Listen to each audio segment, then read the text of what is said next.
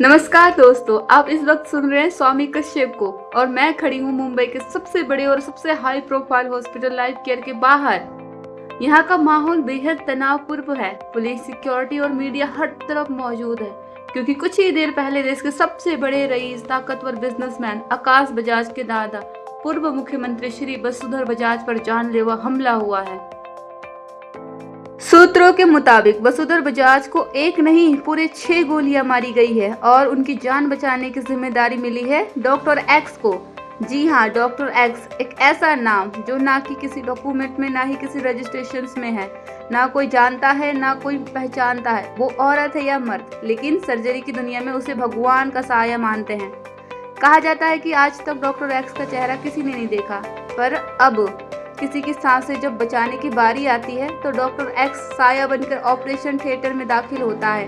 और सबसे चौंका देने वाली बात, डॉक्टर एक्स को खुद आकाश बजाज लेकर आए हैं। जी हाँ, वही आकाश बजाज जिनकी आंखों में खून उबलता है और जिसकी दुश्मनी किसी की मौत की ऐलान होती है। लेकिन सवाल ये है, कौन है डॉक्टर एक्स? क्या वो इंसान है या कोई साया? और क्यों हर बार उसकी मौजूदगी से कोई ना कोई लाश जुड़ती है? क्या इस बार भी किसी की जान बचेगी या कोई मर्डर होगा? जुड़े रहिए मेरे साथ, मैं स्वामी कश्यप, लाइव मुंबई से अगली खबर तक। दूसरी तरफ मंत्रालय में इस वक्त माहौल बेहद गंभीर था। कमरे में प्रधानमंत्री से लेकर पॉलिटिक्स के हर बड़ी हस्ती मौजूद थी। हर चेहरा तनाव में डूबा था। देश की सुरक्षा, सत्ता की गरिमा और अपनी अपनी कुर्सियों को लेकर कमरे में गहरी चर्चाएं चल रही थी। प्रधानमंत्री हेड चेयर पर बैठे थे। उनकी आंखों में एक एक पॉलिटिशियन के चेहरे को भेद रही थी। अचानक उन्होंने सामने बैठे नेताओं को देखते हुए कहा, जब देश की सेवा करने वाला मंत्री ही सुरक्षित नहीं है तो फिर आम जनता का क्या होगा? किस भरोसे पर वो हमें अगली बार चुनाव में लाएंगे? चुनाव सिर पर हैं और हमारी पार्टी की साख दांव पर लगी हुई है। लोग जवाब मांग रहे हैं हमसे। जनता सवाल पूछ रही है कि जब खुद कमांड में बैठा व्यक्ति सुरक्षित नहीं है तो फिर देश की जनता की जान की गारंटी कौन देगा?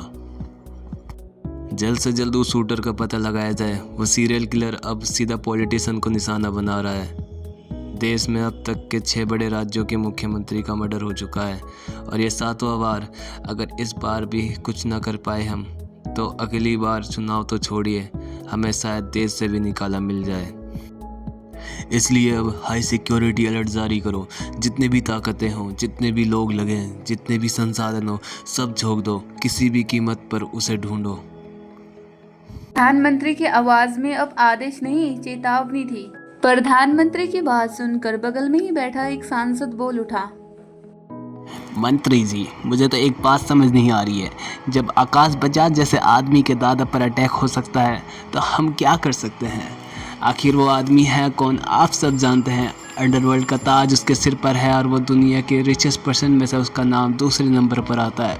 वो आदमी खिलौनों से नहीं, लाशों से खेलना पसंद करता है और जिस दिन भी किसी ने भी उसकी फैमिली को छुआ, उस दिन से ही वो मौत की एक एक कड़ी को उल्टा चलाने लगता है। आपको लगता है कि वो सीरियल किलर को इतनी आसानी से छोड़ देगा? बिल्कुल नहीं, ज़रूर पकड़ा जाएगा, लेकिन उससे पहले हमें अपनी अपनी सिक्योरिटी को लेकर सतर्क हो जाना चाहिए क्योंकि अब सीरियल किलर की नज़र सीधे पॉलिटिशियन पर है। माननीय प्रधानमंत्री जी, एक वरिष्ठ नेता अपनी कुर्सी से थोड़े आगे झुकते हुए बोले, मुझे अब तक ये समझ नहीं आ रहा है कि डॉक्टर एक्स वहाँ तक पहुँचा कैसे। और फिर कमरे में मानो एक पल के लिए अचानक से सन्नाटा छा गया। सबकी निगाहें मंत्री जी पर थी और फिर मंत्री जी अचानक से बोले, आप लोग एक बात अच्छे से समझ लीजिए।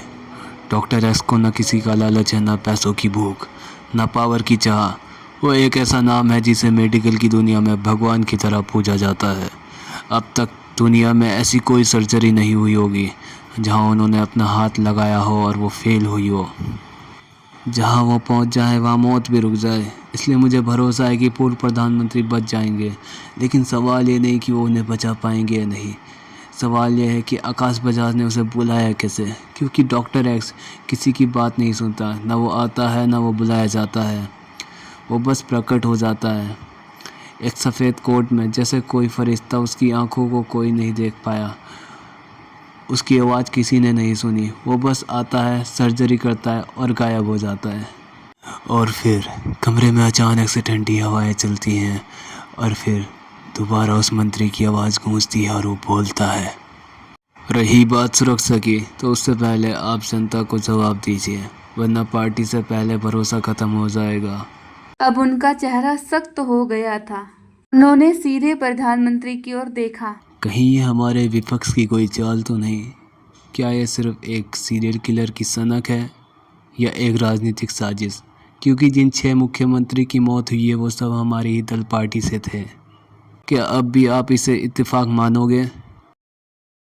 तो दोस्तों, कौन है ये डॉक्टर एक्स जिसको लोग भगवान के रूप में मानते हैं?